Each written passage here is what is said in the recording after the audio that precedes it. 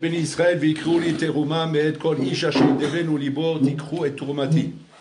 Ici, Rachid nous dit sur place, Ben Israël, v'ikru li teruma, v'ikru li tuma, Rachid dit lishmi, c'est-à-dire qu'il faut que ce soit Beni Dibout Alev, il faut que ce soit Mikol Alev, et de là on déduit bien sûr que si c'est pas Mikol Alev, alors ne prenez pas la Trouma. Les Chaoura, on se pose la question, de quoi on parle ici? On parle des Ben Israël qui sont dans le désert, ils ont traversé la mer Rouge, ils ont reçu la Torah, ils sont en mamash Kedoshim, ils sont attachés à Bolarlam, Kdvukim, Bamatara, attachés à la Matara, et Bolarlam, il leur demande maintenant de ramasser la Trouma pour construire le Mishkan, pour qu'afin que Hachem il réside parmi eux. Shachanti betocham. Donc c'est-à-dire que la Shrina d'Hachem dépend de cette misva. Est-ce qu'il y a allé à la da'at? Est-ce qu'il pouvait venir à l'esprit de croire qu'on allait trouver ici parmi eux des gens qui ne vont pas donner de tout leur cœur, qui vont donner parce qu'ils sont forcés de donner? De quoi on parle? On parle de gens, on parle pas de gens qui sont à la rue. On parle de gens que le plus pauvre d'entre eux, il a sorti 80 ânes remplis d'or et d'argent d'Égypte. Donc c'est-à-dire c'est des bonhommes, Habibi, même Picsou c'est rigolo à côté. Même lui c'est rigolo à côté. Donc c'est-à-dire des gens, ils sont mamas, ils sont plein d'argent. Ils sont sur un endroit, dans un endroit où ils n'ont aucune dépense. Ni facture d'électricité, ni gaz, ni eau, ni voileau. Ils sont nourris, logés, entretenus, pressing sur place, ouais, chaussures grandissent avec eux, les costumes grandissent avec eux, ils se lavent sur place, air conditionné, payé par Kadosh Baruch Hu. Ils ont l'eau gratuite, ils ont le manger gratuit, le perdrix qui tombe du ciel, qui tombe, ils ont la main du Dieu qui tombe du ciel, c'est-à-dire qu'ils ne dépensent pas un sou. Alors, des bonhommes comme ça, ce sont tous des milliardaires, hein. Bon, alors là, il dit, je veux maintenant qu'il donne la Trouma pour construire le Mishkan, pour que ma Shrina soit là-bas. Mais attention, celui qui donne parce qu'il est forcé, qui ne donne pas tout son cœur, je ne veux pas. Ça veut dire, de là, tu comprends, hein, qu'il y en a qui vont être forcés de le faire. Mais cela, il ne faut pas prendre l'argent. A priori, c'est l'argent nécessaire pour pouvoir construire le Mishkan et que la Shrina soit parmi vous. Si on était encore des Eretz Israël, où là déjà, on est sous les charges de la vie, sous les difficultés de la Parnassa, on peut à la rigueur comprendre qu'il y en a que ça va être difficile pour eux de donner de tout cœur. Ils vont le donner parce qu'ils sont forcés de le faire. C'est-à-dire, on peut comprendre encore, à la rigueur.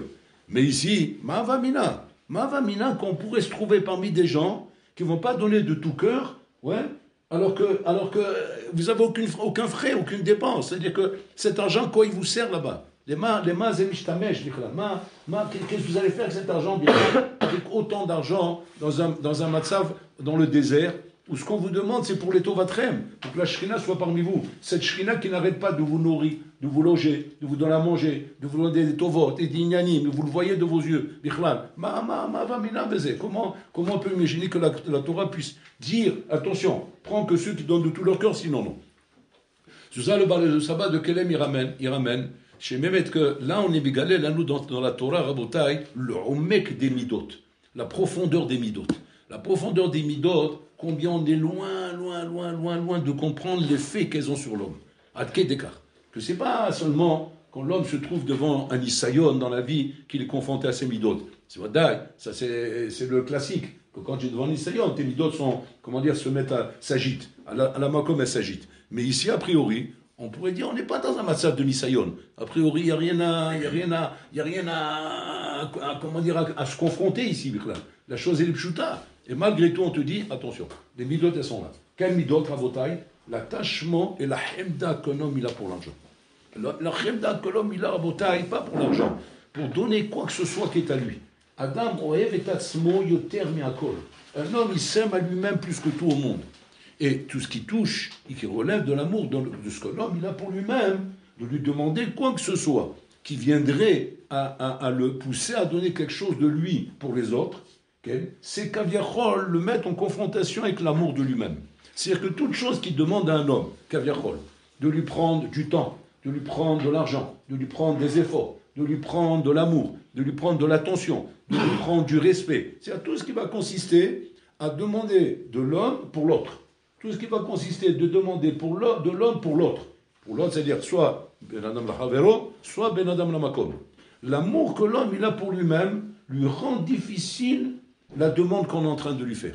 Pourquoi? Parce que c'est pas pour toi. Si un achinami, ce que je suis en train de parler, c'est pour lui-même, alors il n'aura pas tellement de mal, du moment, bien sûr, où c'est pour lui-même. Donc il va dire, je gagne.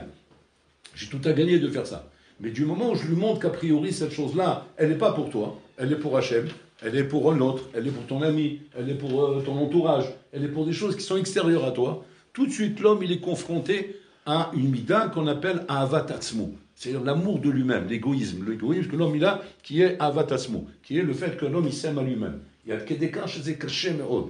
Où se trouve Rabotai la milchama? Où se trouve cette milchama? Où, a priori, au niveau de l'esprit, l'homme il comprend. Elle dit quoi? Vous êtes riche. Bon, alors là, il te demande quelque chose ici qui est les ma'an ashrina. Est-ce qu'il y a un vikouar? Pas d'ailleurs qu'il n'y a pas de vikouar. Le série ne peut pas comprendre une chose pareille. Pas d'ailleurs qu'il comprend. Il y a besoin de faire un dessin? Non. Il y a besoin de faire une démonstration? Non. J'ai besoin de te faire des preuves à l'appui? Non. C'est clair? Alors, c'est bien. Alors, vas-y. C'est dur. Comment c'est dur? Alors qu'est-ce qui bloque? Qu'est-ce qui est en train de bloquer ici? À nouveau, on se retrouve peut-être dans une soubia où a priori il y a un blocage entre le sechel et le lève, entre le sechel et le cœur. Incroyable. Encore à nouveau, c'est ce genre de problème qui revient tout le temps. Entre le sechel et le cœur. C'est quoi? Un sechel mevin bemeachus. Le sechel, il comprend. Tu expliques la soubia, elle est claire, 1 plus 1 égale 2, ça y est, on ne discute pas. Aval, c'est pas parce que le sechel a compris que le cœur il comprend. Le cœur il comprend pas forcément ce que le sechel comprend. Maintenant, là où se trouve Rabotai la difficulté, c'est quand maintenant il s'agit de faire quelque chose qui soit avec son cœur. C'est-à-dire que l'épreuve, elle relève de ton cœur, elle ne relève pas de ton sechel.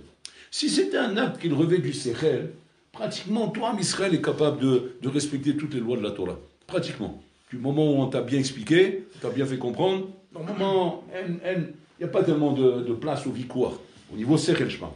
Mais au niveau lève, au niveau du cœur à Botaï, c'est là que tous les vikourim commencent. On voit un exemple nifla de ça, avec Caïn et Abel. Caïn, Rabotai, il a eu l'idée d'offrir un sacrifice, qui est le sacrifice, c'est leur sacrifice de fruits de la terre. N'oubliez pas que Caïn et Abel ont fait un pacte entre eux, ils sont partageant en deux les biens de ce monde. Caïn, il a pris tout ce qui est, agricole, c'est-à-dire tous les produits de la terre, et Abel, il a pris tout ce qui est animal. Tout l'animal est à lui. Voilà. Maintenant, Caïn a eu l'idée d'offrir à Kadosh Baruch Hu, en remerciement de tout ce qu'il y a donné. Qu'est-ce qu'il a fait? Il a pris, tout le monde l'avait dit une fois, il a pris tous les souk-bêtes. C'est tous les produits que normalement, ces produits-là, on les jette à la poubelle. Ouais, tous les produits souk-bêtes qui commencent à tourner, à s'abîmer, ils sont piqués, ils sont déjà à moitié mûris, etc. Des trucs à Biachol que moi-même, je ne vais pas consommer. Il a rempli avec ça, Rabotai, une grosse cagette comme ça, une grosse agala, une grosse charrette, et hop, il a offert ça à Kadosh Baruch Hu. Avel, il a vu ça, il a fait la même chose.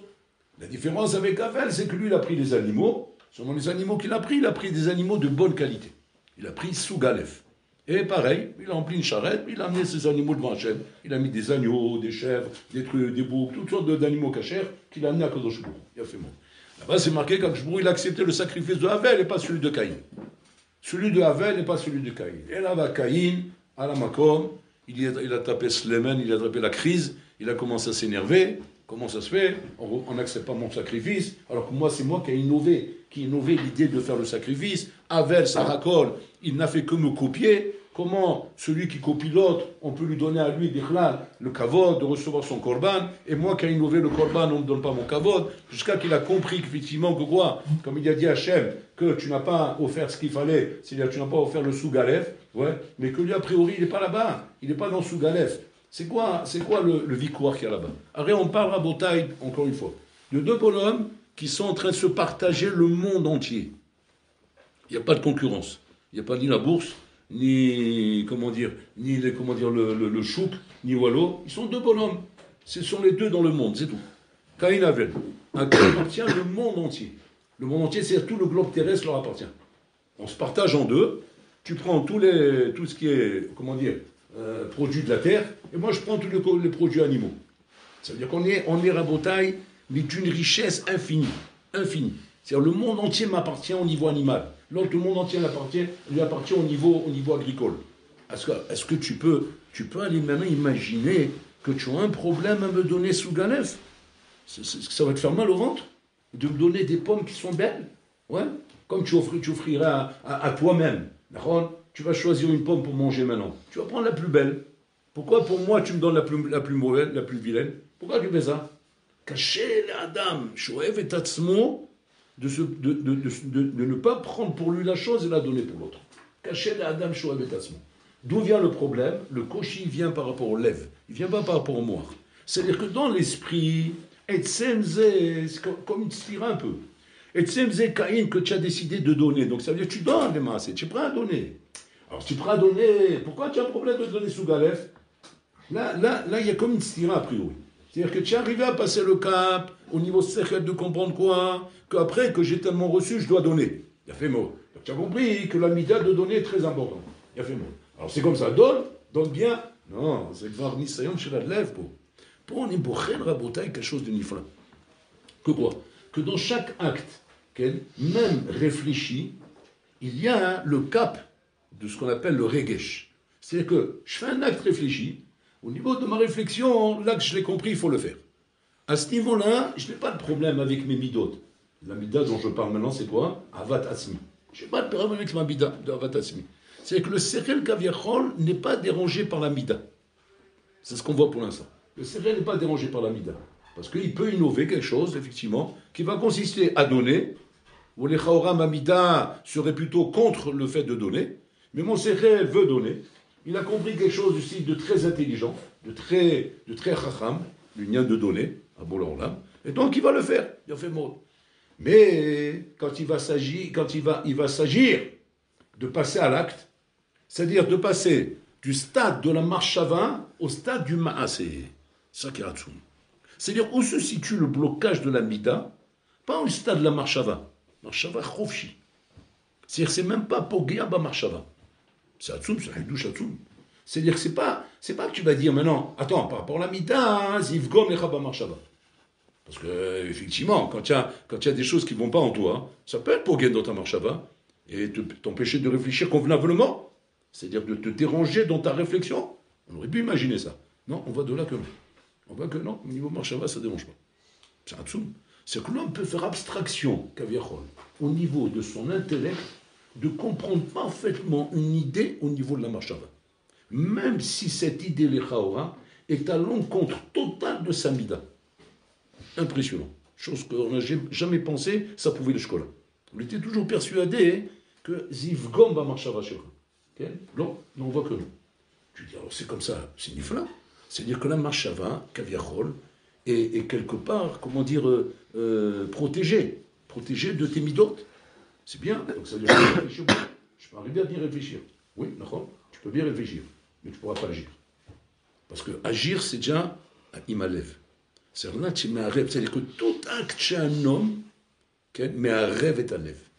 Mélange le cœur. C'est-à-dire que si tu pouvais en vérité agir, b'machava, bli alev, à la rigueur, on aurait dit, tiens, on va plutôt aider les gens à être, comment dire, intellectuels, à être, comment dire, pour elle, mitzad machava, et pas mitzad alev, comme ça, on n'est pas dérangé par le cœur. Non. Quand on passe à l'action, automatiquement, le cœur, il se mêle.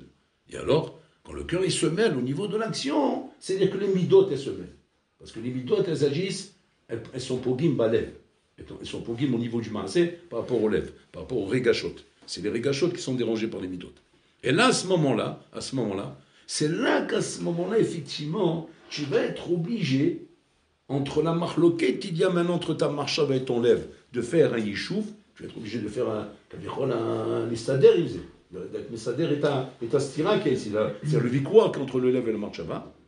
Et tout de suite, je te demandais, stam la sheela, quand il y a comme ça un vikouak entre le lèvre et la marchava, mais menacer, qui c'est qui gagne? On aurait pu penser dire que la marchava va gagner. Parce que la marchava est plus forte que le lèvre quand même. La marchava, c'est quelque chose de costaud chez un ben adam. C'est la logique. Non. C'est ça le Hidouch Hatsoum. Le Hidouch Hatsoum, c'est chez un lèvre menasser. Un lèvre menasser est un marchava. C'est Hatsoum. C'est-à-dire que le problème ne se situe pas dans la marchava proprement dit, tant qu'on n'est pas encore arrivé au maasé. Dès que tant que tu es au niveau de la marchava, sans parler de maasé, tu es dans la pensée. Tu n'es pas en train de parler d'action. Tu ne parles pas d'action, tu n'es pas arrivé là. Tu n'es pas arrivé au niveau de l'action.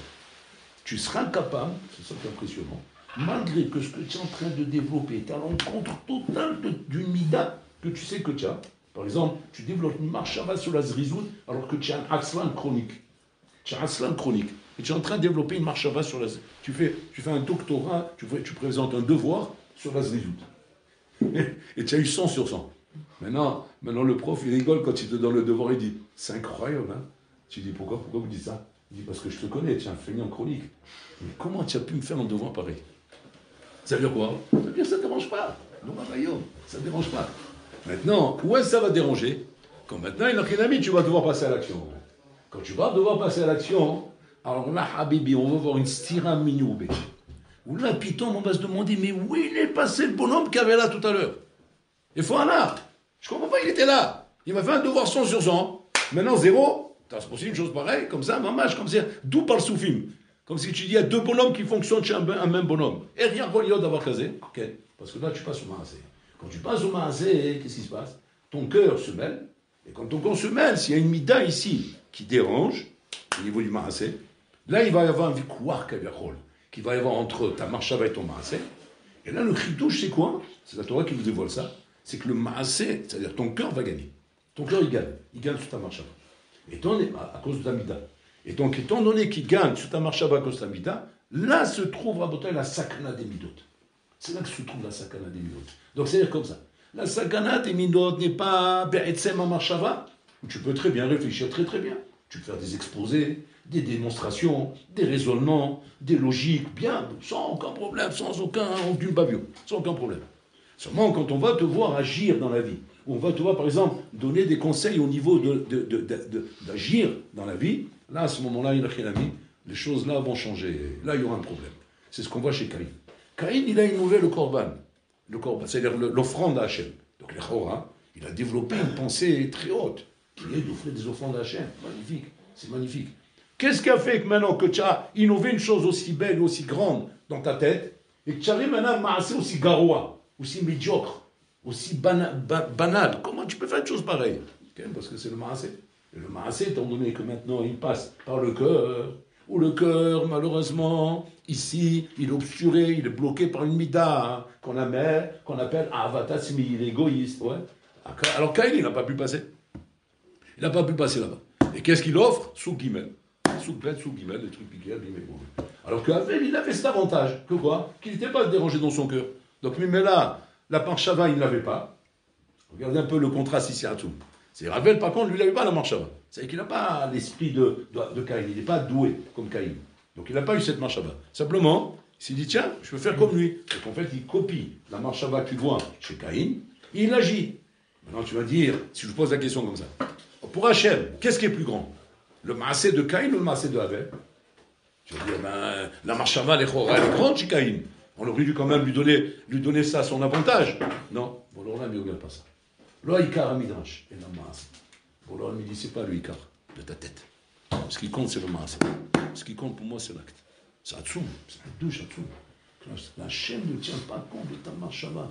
L'omerniel auto de tes capacités intellectuelles. La chaîne veut voir le maasé. Si tes capacités intellectuelles sont capables de t'amener à des grands maasim, alors là, ami, je serai impressionné par tes capacités intellectuelles. Comment tu as pu arriver à faire des grands maasim avec? Mais si maintenant, tes capacités intellectuelles ne t'amènent pas à être capable de faire des grands maasim, et pourquoi ça? Parce que tu as des midotes, malheureusement. Et tes midotes, qu'est-ce qu'elles font? Elles déforment. Elles déforment cette belle idée, et elle la rend médiocre au niveau de l'action. Et donc par rapport à ça, ça ne peut pas passer. Extraordinaire. Donc maintenant, on peut comprendre ce qui se passe ici. Bon, alors là, il dit à Moshe Rabbeinu, va récupérer la trouma pour construire le Mishkan. Moshe Rabbeinu, il peut poser la question à Koshbourou, ils seront d'accord? Ouais, Bemar Shabbat, tout le monde sera d'accord. Tout le monde sera d'accord, Bemar Shabbat. Pourquoi? Parce qu'on est riche, on a l'argent, on veut le Mishkan, on veut la Shrina, tout est là. Maintenant, on est tous d'accord.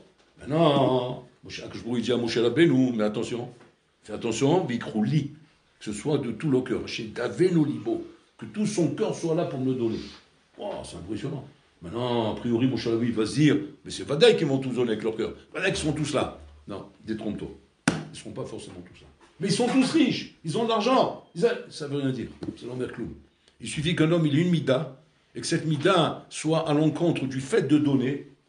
Donc, c'est pas par le sérel que je vais pouvoir donner. Ma main ne pourra pas s'ouvrir avec mon sérel. Mon sérel aura beau me crier à moi-même et me dire, mais tu es riche, tu as beaucoup d'argent. Qu'est-ce que ça peut te faire maintenant de donner 100, ou de donner 200, ou de donner 300? Qu'est-ce que c'est par rapport à ta richesse roulée? Tu as raison. Au niveau raisonnement, j'ai 10 000 tarnotes dans ma tête pour prouver que je dois donner. Mais le problème, c'est quoi? C'est que moi, je suis emprisonné par mes midot. Je suis pas entre les mains de mon sechel. Mon sechel qui va m'aider, il va me donner des hôtes et des idées pour me faire comprendre que la chose, elle est bonne. Mais aval, mes midot me laissent pas passer. C'est ça la paria. Mes midot me laissent pas passer. Et à cause de mes midot, je mets ma vie en l'air. Ma vie est en l'air.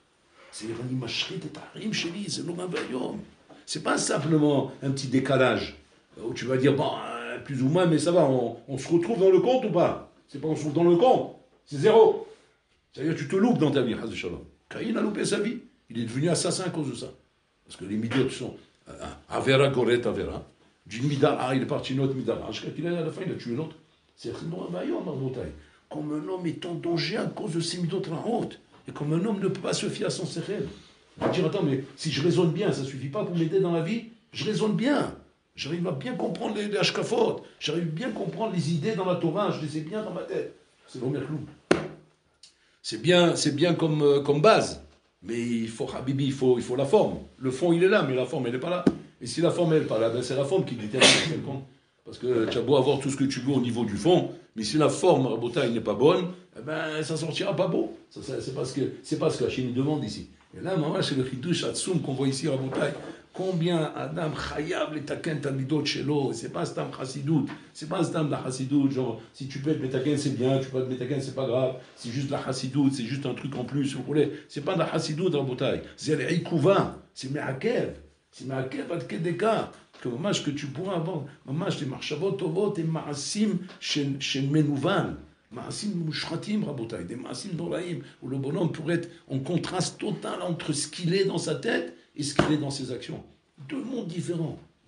C'est-à-dire, d'un côté, un ilouï et d'un autre côté, un mouchrat. D'un côté, un zariz et de l'autre côté, un feignant. Tu dis, comment c'est possible ça? Zariz et feignant? Oui, et les zariz meurent shava, les feignants même ainsi. C'est absolument vrai. C'est-à-dire, comment cette stira existe chez l'homme à cause de ce manar qui est entre l'esprit et le cœur. Donc c'est pour ça qu'en fait, quand Hachem lui demande de le servir, il ne nous demande pas de le servir Bechorma ou Bemachava. Il nous demande de le servir Bemaasim. Parce que c'est là-bas le Mifran. Le Mifran, c'est ok, tu as compris, tout est clair dans ta tête. Miflamo. Maasé Archav, qu'est-ce que tu fais? Qu'est-ce que tu fais maintenant? Bon, ben ça va. Le tiers, c'est que je pense bien. Non, c'est pas ça le Ikar. Tu peux très bien penser. Donc qu'est-ce qui sort de là? Il sort de là, qu'il vaut mieux les Maasé, comment dire, des petites marchavot et des grands Maasim, que des grandes marchavot et des petits Maasim. Et Nachinami, un bonhomme qui va être, on va dire, pas très gâté au niveau de ses kishronotes. Il n'est pas très kishroni. On va dire moyen minus à filou. Il n'est pas très kishroni, c'est pas un grand doué. Mais comment dire, mais quelque part, grâce à ça, Kaviachol, ouais, ça l'aide à avoir un cœur plus tamim, plus tendre, plus actif sur le terrain. Parce que c'est comme ça, c'est Mossib Da'at, Mossib Machov, comme dit Shlomo Meler. Plus tu as du Da'at, et plus tu as du Machov. C'est-à-dire plus tu as des Kshaïm. Les Kshaïm proviennent en fait du Sechel. Le Sechel est très caché. Le Sechel rend très caché, Rabotai, là, notre Yadout, notre vie Yadout. C'est-à-dire, d'un côté, le Sechel est nifla, parce qu'il te donne des pensées qui vont très très loin. Mais la baïa, c'est quoi? C'est que le problème, c'est que c'est tellement loin qu'à la fin, on s'éloigne tellement qu'on s'est perdu. Alors on s'est perdu. Il est parti trop loin. Alors tu vois des gens très simples, ils ont des marchavot très limités, mais pour eux, c'est la seule nafkamina, c'est de faire. Mais il faut agir. S'ils ne voient pas dans le nafkamina, c'est qu'ils ne se perdent pas dans les marchavot, parce qu'il n'y a pas de marchavot. Alors on agit. Alors, d'un côté, c'est vrai que les agissements, eux, ne seront pas de très grande envergure. Ce ne seront pas des grands massim. Ouais. Alors, peut-être qu'un autre qui a une grande marchava, il peut arriver à des grands massim. C'est l'air. S'il n'arrive pas, au moins, ne serait-ce qu'un petit maazé, c'est-à-dire que ce qu'il a gagné d'un côté, il a perdu de l'autre côté. Alors, ça veut dire qu'on ne peut pas maintenant faire un choix. On n'a pas le choix, le choix n'est pas là. Le choix n'est pas, je veux une petite marchava, une grande marchava. Tiens, ce qu'on t'a donné. On t'a donné une grande marchava, on t'a donné une petite marchava. Ça, c'est ce qu'on t'a donné. Par contre, la bechira, beyadecha, se trouve entre les mains de ton cœur. La bechira, elle est au niveau du cœur, elle n'est pas au niveau de la marchava. Parce que la marchava, chez un homme, normalement, elle est émitite. Et que quand un homme est la tu lui fais une démonstration par A plus B, Ouais. Si c'est pas que son cœur se mêle, si le cœur se mêle pas, un homme il est mikabel le émet. Il est chômeur ou chômeur ta émet ou mikabel ta émet, comme c'est marqué Vaishma Yitro. Il n'y a pas plus nos gabas d'avoir que lui. C'est le prêtre de Midian, c'est l'antithèse de toute la croyance en Dieu. C'est Avodazara, c'est le prêtre de Avodazara. L'antithèse complètement. Et en plus, un homme très intelligent. Très intelligent. Seulement quoi? Seulement, il a fait taire toutes les midot ra'ot qu'il avait. Et quand il a fait taire toutes les midot ra'ot, Vaishma, maintenant le son, il a pu arriver à l'oreille. Donc il a pu agir et partir rejoindre les Israël dans le désert. Mais combien il a fallu de travail de midot pour ça? Parce que malgré tout ce qu'il aurait pu entendre avec ses oreilles, parce que les Chaora, il n'y a pas que lui qui a entendu. C'est marqué là-bas. Chamou Amim Irgazoun, tout le peuple, ils ont entendu, tous ils ont tremblé à Botaï. Personne n'est venu. Ils sont tous restés de l'autre côté là-bas. Personne n'est venu. Pourquoi personne n'est venu? Pourquoi lui il est venu? Simplement la différence c'est quoi? Ou Avad la Midot, Emlo Avdo la Midot. C'est-à-dire qu'Emlo Avdo la Midot, donc ils sont restés où ils sont. C'est-à-dire qu'ils auraient pu venir. Ils auraient pu venir et se convertir et rentrer Tachat Katvet Shrina. Mais non, ils ne sont pas venus. Qui est venu? Que Yitro. Yitro est venu, Zacha. Regardez un peu la bataille, quand c'est pas quelque chose de pachout. C'est pas pachout la bataille. On peut voir le Hémet avec ses yeux et être encore sceptique devant ce Hémet. C'est pas le tout de dire, ah, si Hachem nous montrait des miracles, si on nous montrait l'ouverture de la mer Rouge, on ferait tout tchouva. Ça veut rien dire, c'est pas vrai. C'est pas vrai, ça veut rien dire. Tu peux voir l'ouverture de la mer Rouge. Tu peux voir des éléphants voler dans l'air. Ouais. Tu peux voir, je sais pas moi, des tremblements de terre. Tu peux voir ce que tu veux. Des miracles avec les yeux. D'accord? Shom davar lo mochiach. Ça veut rien dire.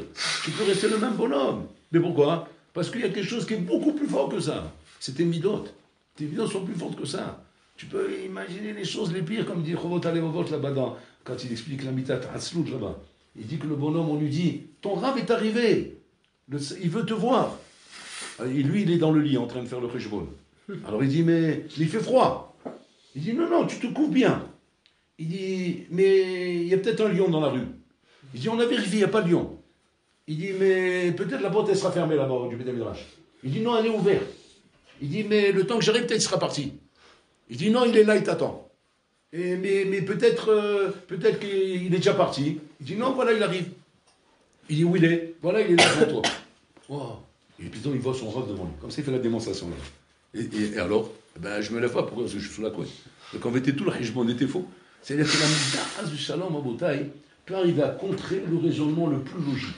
Il est là devant toi. Bon, là, il t'attend. Ils sont en train de t'amuser à quoi tu es en train de jouer. Et là, le bonhomme, il se ment lui-même. Il se ment lui-même de ne pas admettre la vraie vérité. Pourquoi tu ne bouges pas? C'est quoi la vraie vérité? Aussi absurde que ça, la couette. Mais il est croyé. Mais pourtant, j'avais l'impression de tenir un raisonnement très logique.